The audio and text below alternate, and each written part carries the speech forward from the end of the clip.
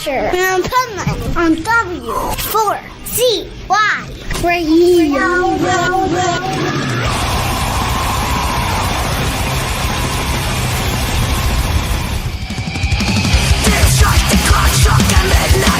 Blacksmith will erase the light.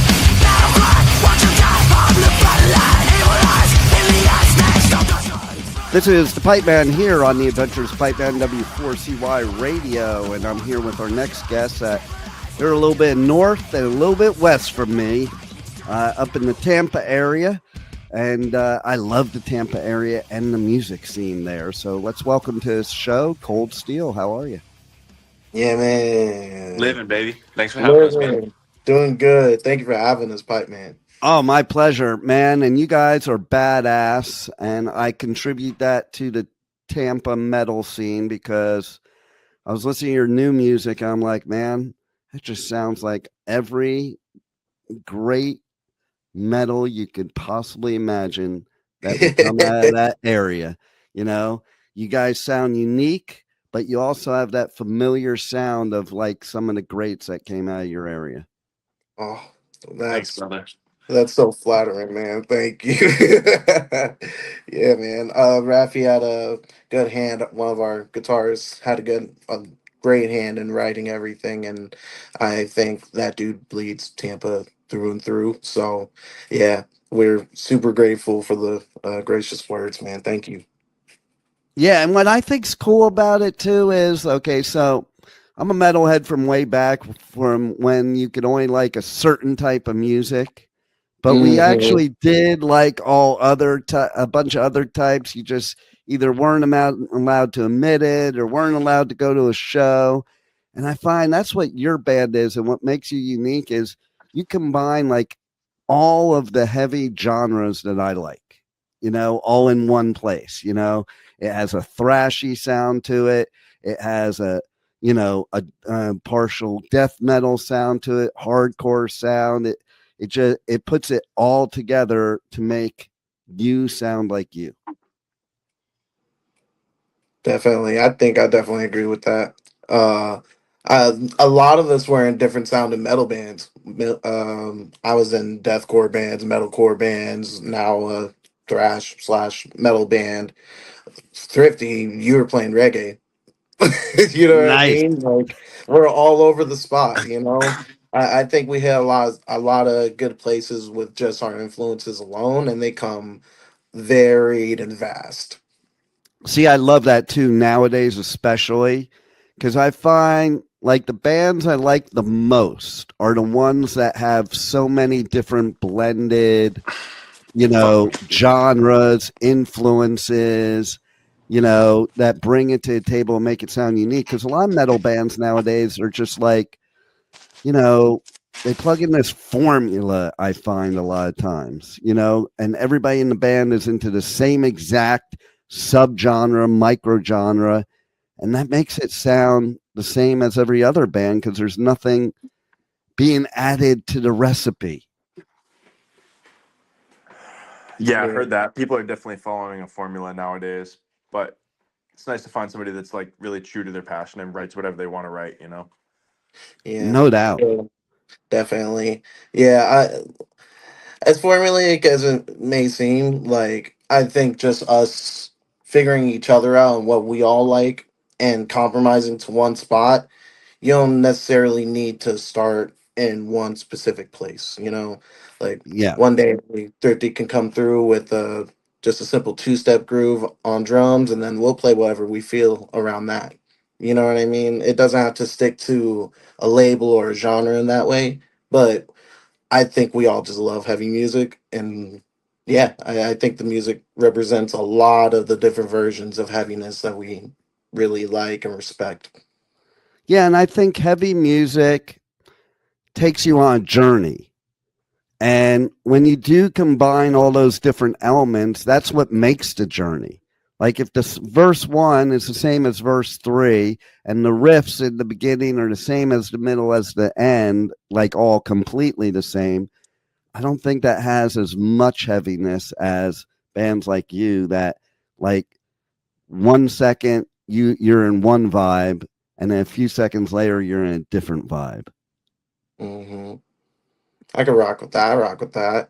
And I agree to a certain extent. Like, the one thing that comes to mind is like songs like "The Day That Never Comes," Metallica. Like Yes. the verses are exactly the same, but that's still one of the dopest songs ever written somehow. Yeah, Like that's a good ass for song. them still making songs like that in 2009, redefining their own version of heavy, but the diversity, like the different things they did, definitely shine more. So definitely see where you're coming from with that. Well, think about from any like band, even going to the Beatles, okay? Mhm. The Beatles could not be labeled into one genre because like one album there may be one genre and then another album there is something different. I think that's the key of being a true artist is you kind of evolve and you experiment. I also think that's the whole idea of metal and how metal started is experimenting and not just going by what is the norm. It's like figuring out what kind of sound you can make. 100%, brother. Yeah, no question, man. Like, yeah, I'll leave it at that. I agree with you totally. And Metallica is a perfect example of that. I'm glad you brought that up because I was at Metallica's first show ever in LA. Oh, And dude. Rub it in, dude. Rub it I in. know, Yeah, go right? ahead. Go I on for know. a few minutes, man. and I was one of those assholes from the 80s that was like when the Black album came out, Oh, me and my 24 hardcore fans were like, fuck those posers, blah, what? blah, blah, blah, blah, No. sellouts.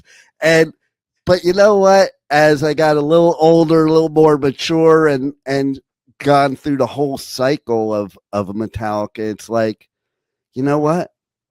You listen to James and he talks about those old days of how he sang and he says, I sucked. Now we thought his voice was the best ever. And it was like, now, like even with Seek and Destroy, he was saying in an interview recently, I heard him saying about, they play it at the hockey game, but they play the old version, not the newer version. He goes, I learned how to sing. Like, I didn't know what the hell I was doing in that first version. Why are they playing that one? It sucks. And I can see both sides of it. And I can see the side of him as the artist and them as the artist. It's like, why would you want to stay a garage band? Why wouldn't you want to get better at your craft, experiment? And they've gotten a lot of hate sometimes for like doing all these different things, whether it be, doing the album with Lou Reed or like stuff that was on Reload. I'll even say Saint Anger because I think there's some songs on Saint Anger that I like. I love Frantic. Yeah, dude. Right. I love Invisible Kid, and everybody talks Yeah, about the dude. drums on Saint Anger. I'm like, I think the drums were pretty badass, actually. You know? Uh-huh. Yeah, Crazy. you're speaking to the choir, man. I'm with you on that. It's like I think we can relate it to our music because like our first two EPs are crossover. That's the first word that comes to mind. It's just thrash and metalcore put together. And this new record that we're doing definitely has elements of that, but there's definitely different routes that we've taken to try and solidify what the cold steel sound is, at least for what it is now. You know, Yeah. I think it speaks more to the comfort levels of what you want to do and what you want to change. We wanted just to make a record, and we were completely okay with compromising what may have been an original sound, but not necessarily compromising the integrity of the music. We still have those moments of thrash, those crossover heavy moments, and we may play them forever. We may play them until next record. I'm not sure. We'll wait till that I lo- happens. But and I love that. I love that yeah, because man. listen, you're an artist, okay? You want to explore your craft and what you can do and evolve, and it I don't know, it's like why would you want to write the same song over and over again? Hmm. Yeah. Agreed. Yeah, unless if it ain't broke, don't fix it too. I see that side too. If people can rock with it and want to do that, go for it. Absolutely. Uh, I think artists should do whatever they want to do. That's my point. You yeah, I'll know, shake your hand on that. you're the artist, right? you're you're the artist, man, and like I've always felt that. Like, I was very involved in that 80s metal scene, and I got out of the scene because it pissed me off what the record labels were telling artists to do. And I'm like, I think the business people should be there, but they should do the business stuff. And the Yeah. artist should do the creative stuff. Mhm. That's the way it should be. And it's funny. I'm going to piss you off even more because you said crossover. I was at the first crossover show ever. Like, Okay, this guy, like I know, like I wasn't Ah, allowed, but I wasn't allowed to go to punk shows. Like I was a long hair and I loved punk, and I couldn't go because I'd get my ass beat. That's the way. oh, So Jesus. that first crossover show, it was insane. Actually, so Of it was at the course. Sun Valley Sportsman's Lodge, which was like this Elks Lodge, Sick. and there was no security. I don't think the Elks Lodge had any idea what was coming into that building. Okay. And so you had on like the metal side, you had the band Savage Grace, which was a pretty popular thrash band in LA that never really made it too much farther than that. And it was, let's see, Dark Angel, and it was Possessed on the Damn, metal bro. side. On the punk side was Suicidal pre crossover. It Hmm. was COC pre Pepper. So when Damn. they were hardcore, and Mhm. the Descendants. And when I tell you, like, it's my most memorable gig, and I've been to like thousands of them. There was no place to hide in that venue. I mean, there were people like climbing up on the rafters, and you can't even call it stage diving because it wasn't off the stage.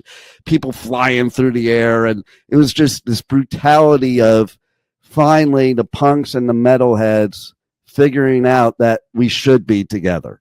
Like, because I always thought it was stupid.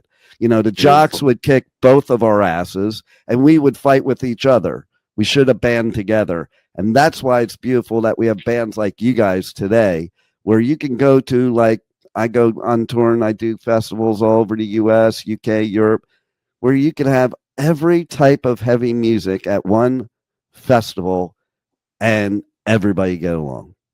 Oh, Yeah, yeah, it's brother. a dream. It's a dream, dude. Like, Right? You yeah, know? I couldn't imagine like being raised in like the '80s climate. I'm a sensitive boy, so different things like that. Who knows what could have happened then? But like being, circling back to Tampa, like coming to shows all the time where you have acoustic acts opening shows, and then you have bands like Adalia headlining them. Like Nice. melodic hardcore, and then you have shows where like I don't know, bands like Holly Maddox playing with eight strings, or like, I can go forever about it. But the fact that you can circle around a city that created death metal, but find so much more and be able to expand on so much more of it as a young person, I think we're spoiled for choice. And I think it shows with the stuff that we make together. And who knows what else we'll make from here. I'm just excited for people to hear what we got now. It's gonna be So awesome. so tell us about the new album, and what was the process going into that album opposed to your previous stuff, and like what ended up, how did it start, and how did the final project come about? Hmm. That's a good question. So me and Thrifty, we aren't original members. We weren't there for the making of the first two EPs. I don't know if you were there for the second EP, Thrifty. Um, No, I wasn't. Okay, so yeah, we're probably the two newest people. But the first two EPs were done with Rafi and Jose, our vocalist and one of our guitarists. They worked with Hunter Young, who's in Mood Ring, worked with Psycho Frame, has a really good repertoire of artists. He's a brilliant artist. He was playing shows in bands called Silence as well that I looked up to a lot. So when me and Thrifty joined, I call Brandon Thrifty, by the way, my bad. When I joined, I was the last one to join. We were just putting out our second record, EP record, whatever. Um, It's all the and same. all the same stuff, man. We were playing shows around that for a little while. Took our first trip to Alabama. Took a trip to Texas with a different drummer, our friend Devin. Big up, Devin. I love you. Um, and we kind of circled around, started to make music again. Um, and our guitarist Rafi left for a little bit because he had personal reasons. I won't go into details with that, but he had to go for a little bit, figure himself out, do his thing. He came back into the fold, and listened to some of the stuff that me and some of my guitarists are writing. It was like, look, I love this, and what you guys are doing is great, but a Cold Steel record, it may not be in the same direction. So he sat down in a month, wrote 7 songs, and In a month. Florence, basically. And I love that. Florence, dude. He, like, I, because I watched Draffy in different bands growing up, and this was like exponential. Wow. I couldn't imagine he would come back with the stuff that he wrote for the record. So after he did that, we all came together to help shape those songs and create a couple more. One of them being Blacksmith, where me, Shawn, and Raph kind of came together, and then everyone else came up with details. Um, by that point, we basically had everything together. We got the offer from Spine Farm, which Matt Heafy essentially referred us over to Spine Farm and was like, "Hey, I played a show with these guys once. They're incredible." Uh, Nice. Matt Heafy from Trivium, what a legend! Like the fact he would say anything like this about a band that we're in, like Kind of blows your mind, right? Ascendancy was the first record, like first metal record physical I ever bought. For reference, I cried so hard. Won't dive into it. Point being, um, him hitting up Spine Farm and then them reaching out to us, being like, "Hey, we gotta make a record. You guys are awesome." Matt, he like respects y'all and wanted to put y'all on. So from there, we got placed in with Arthur Rizk, who is the guitarist of Cold World. We flew to Philly and literally recorded a record together in his studio, and it still feels like a fever dream that we even had the opportunity to do that. Uh, yeah, when we got in the studio and just being able to see what Arthur's ideas were, how things were flowing in, how to rearrange some of the things we worked on together, and to hear his ideas as to how to really exude the Cold Steel sound out of what we're making. That stuff's invaluable, entirely invaluable. And I'm so grateful for the combined work we all came to together. Um, and then that's not even mentioning like 50 knocked out drums in like 2 days because he's a monster and one of the best drummers Wow. I've ever seen in my life. Like I could glaze all my members forever. I think they're all geniuses in their own right. Um, Everything was done except lyrics because Jose is a poet before a musician. He wants to make sure his words are good. Um, he took his time to make the record. We could not give him any, like. Am I allowed to curse? I'm not gonna give him any bullshit. You can You censor. I'm can you sorry. can curse all you want. Nice. Anyway, You can say um, whatever the fuck you want. whatever the fuck. Oh yeah. Yeah, man. Nice, nice. But point being, Jose wants to make sure his words are perfect. He went back up to record vocals, and we still finished some up here. But like to help him get his message across with this record essentially being the reflection of how we see the world these days and how negative and distraughful things have become over the last few years, to come together to compile it into thoughtful and powerful messaging that I am just endeared to the fact that is on record. The I fact that love we it. all have our message, our passion on record with people that care about it. So many people that we all looked up to when we were so young and to this day. And then to where we are now, playing with shows in December with Obituary and still being able to play local shows at the same time. We This record is showing our dream, and we don't even know where it's going. I love it. And It's the best.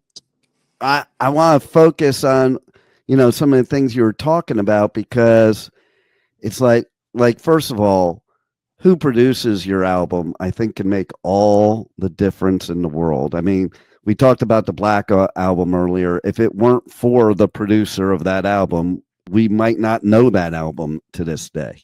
Mm-hmm. Facts. Complete facts. Like this album, the way that's made, it's Arthur Rizk coded entirely. And this is not to diss Hunter Young in any way either, because that dude has done so much for those first two EPs to establish the band. So of course we're grateful for that. But the work Arthur did, like, just touched my heart in a certain way, just because I was there. That's just my perspective on it. Um, but the rest of the record, you hear Arthur Rizk. The whole thing is through this thing. So yeah, I don't know if this will be a black album for us. Like, Maybe I'll it never will. compare us to Metallica type beat, but well, I'm just grateful that we got to do one with him in the first place. That's my guy, Guitar Arthur. But that's the same thing as, you were talking about finding your sound. I think people don't realize that bands don't find their sound until like a few albums in. Like, and that's what's tough, because when you're like one of the original fans, you want to hold on to that raw garage band sound that you fell in love with, but that wasn't necessarily the band's sound. That was the band's sound then in the beginning. Probably most of the time when it came back in the day, metal and punk, where you didn't even know how to play your instrument yet, and so I think that's what people miss out on, is like, as you're a few albums in, you finally find what you really want to sound like, and you have kind of learned how to play your instrument the way you want to play it, type of thing. Definitely. Mm-hmm. Definitely. I think with us, it's more so just knowing we wanted to play heavy music together. I Yeah, don't think we necessarily knew or almost didn't really care what kind of sound it landed on. right. It's just like the people in the band, we're all just friends. Like, we hang out and just, That's we're so just important. going. Yeah, That's so exactly. important, man. If you're not Yeah. friends and you're on the road all the time, especially in those early days when you're in a van and always together, man, you're going to kill each other if you're not friends. Yeah, real deal. Even though I feel like sometimes I want to kill Thrifty sometimes. He just bullshits me with his memes, man, and Dude, it gets me to a point. I Oh, Uh, can't. I can't help it, man. I go goofy mode whenever I'm around the boys because I just want to make them laugh. and nice. that's it. And you know what? That's the best medicine besides music. Laughter's the best medicine, because Yeah. people don't realize when you're a musician, and they look at you like, oh, you're living the dream life. And in some ways you are, but in other ways, it's like, it can be hell, you know? And so you Sure. need laughter to diversify from that hell, you know? Yeah, you couldn't be more right. And I It's love just a your fact. message. He's like, oh hell no. He's giving me a platform to be goofy on. There you go. Yeah. Yeah, there you go. Let that goofiness fly, man. Let's go. You know, That and you know what's cool about that is everybody thinks that metalheads are like totally dark and serious all the time, but some of the goofiest people I know are metalheads, 100%, brother. right? Were you like Yeah. were you a class clown in high school? Were you on the yearbooks for that at all? I was for sure. Oh, dude. That's I all I was. Like I was just the big boy everyone knew, but I had a sense of humor behind it and hands behind it if people had problems. But that's not the point. You know what I yeah, mean? Like, ditto, same. yeah, man. Like it's all just like yes, we want to represent the music we play properly, and we do. But first and foremost, we're friends. We give love. We spread love. Thrifty knows all about that. That's his thing. Like Nice. it's there's nothing better than being up there with those other five guys and playing our fucking hearts out every damn time. It doesn't get old. There's not a song I don't want to play because it's been played too many times or whatever. Like people give us a platform, That's physical, that's way metaphorical, cool. whatever. That's the point. We get to do it in the first place, and we're grateful that we get to do anything local, let alone whatever scale this goes from. And I love the idea of your message because what pisses me off in the past few years Tell is me, all these Pipeman. people is all the people saying that musicians, artists should just stick to the music. Hello. Do you know about every music ever in history was always a message? It was always some kind of protest. It was always speaking up. That's what music's about, man. And it's cathartic for you, the artist, so you can get this stuff out of you. And for us, it's therapy too, you know? And you know what? You should have a voice. Why would people that are getting up and doing what you do not have a voice? To me, that's pop music, and I'm not into pop. I do love me some pop music, but man, if you're gonna give me a microphone, how are you gonna tell me how to use my voice? No doubt. Like it's like you should. That's what writing a song is about, isn't it? Like you don't write a song most of the time you don't write a song just making shit up. You write a song that comes from inside, and frankly, as somebody that was in the '80s, I'm a little like bugged that in 2025 I feel like we're back in the '80s again. You could take songs that were written in the '80s, change the names, and it's still an appropriate song today. And that's why musicians, artists need to spread their voice so we don't have to keep having the same thing happen over and over again. Exactly. I You have a want to speak on that, Thrifty? let's hear it. Again? What'd you say? You He want to speak said on you that? want to speak on that. No, I agree, brother. I mean, everyone's got a voice. Everybody has a truth to speak, you know. And Yeah. from my point of view as a drummer, talk about cathartic energy, bro. Like it is just energy and passion. And like what I have to say isn't necessarily voiceless, you know. It's Yeah. movement and energy and my voice through movement.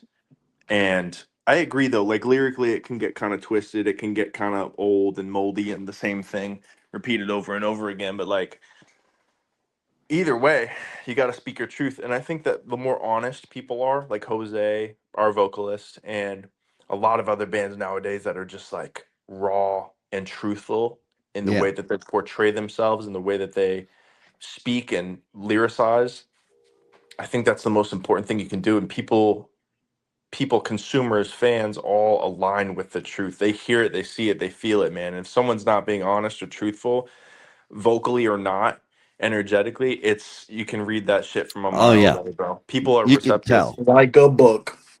Yeah, like a Oh, book, man. You know, it's so transparent, you know, 100%, bro. and I think the key to being a great artist is just being yourself. That's Genuine it, energy, dude. That's it, bro. Bang! right? Exactly. You You couldn't know? have said it any clearer, dude. Exactly. And you know, like you said something about, you know, everybody has their own truth. Like why Yeah. shouldn't people have a voice?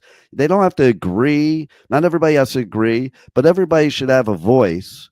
And whoever it relates to, you'll find your people. And that's the thing. If you're an artist, you're not going to find your people by being fake. You're going to find your people by being real and speaking your truth. And then people will align with you that feel the same way. Exactly. If we were so worried about what we're speaking on, we wouldn't say it. But we just want to put our word out, our energy out, the word of Cold Steel, whatever people transpire it to be. But yeah, we're just gonna do it because we love doing it, and it's our word and it's our true word. Nice. And anything past that, anything good, anything bad, that is just what happens.